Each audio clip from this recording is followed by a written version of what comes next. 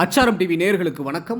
நாம் இன்னைக்கு திரை விமர்சனத்தில் ஜிவி பிரகாஷ் நடிப்பில் வெளிவந்திருக்கின்ற டியர் திரைப்படத்தின் திரை விமர்சனத்தை பற்றி தான் பார்க்க போகிறோம்.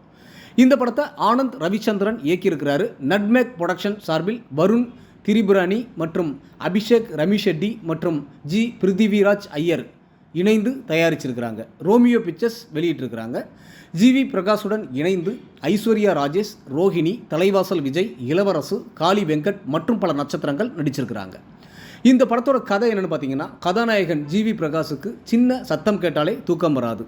கதாநாயகி ஐஸ்வர்யா ராஜேஷ் தூக்கத்தில் நன்கு குரட்டை விட்டு தூங்குபவர். ஐஸ்வர்யா ராஜேஷுக்கு குரட்டை பழக்கம் உள்ளது என்பதை பெண் பார்க்க வரும் மாப்பிள்ளையிடம் உண்மையை சொல்வதால் யாரும் இவரை திருமணம் செய்து கொள்ள மறுக்கிறார்கள். இந்த சூழ்நிலையில் ஜிவி பிரகாஷ் ஐஸ்வர்யா ராஜேஷை பெண் பார்க்க வருகின்றார். சந்தர்ப்ப சூழ்நிலையால் அம்மா பேச்சை கேட்டு குரட்டை பழக்கத்தை ஜிவி பிரகாஷிடம் சொல்லாமல் மறைத்து விடுகிறார்கள். திருமணத்திற்கு பிறகு ஜிவி பிரகாஷுக்கு உண்மை தெரிந்து அவரது தூக்கம் கெட்டு அவரின் வேலை பறிபோகும் சூழ்நிலை ஏற்படுகின்றது. இதனால் ஐஸ்வர்யா ராஜேஷை பிரிய டைவர்ஸ் வேண்டி கோர்ட்டுக்கு செல்கின்றார். ஐஸ்வர்யா ராஜேஷ் டைவர்ஸ் தர மறுக்கின்றார். முடிவில் ஜிவி பிரகாஷுக்கு டைவர்ஸ் கிடைத்ததா இல்லையா, இருவரும் ஒன்று சேர்ந்தார்களா இல்லையா என்பதே இந்த படத்தின் மீத கதை.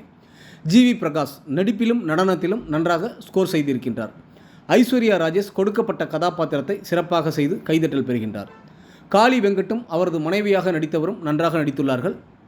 இளவரசு, தலைவாசல் விஜய், ரோஹிணி, கீதா, கைலாச்சலம் என இதில் நடித்திருக்கும் அனைவருமே சிறப்பாக நடித்திருக்கிறார்கள். ஜிவி பிரகாஷின் இசையில் பாடல்களும் பின்னணி இசையும் ரசிக்க வைக்கின்றது. ஜெகதீஷ் சுந்தரமூர்த்தியின் ஒளிப்பதிவு படத்திற்கு பெரிய பலம்.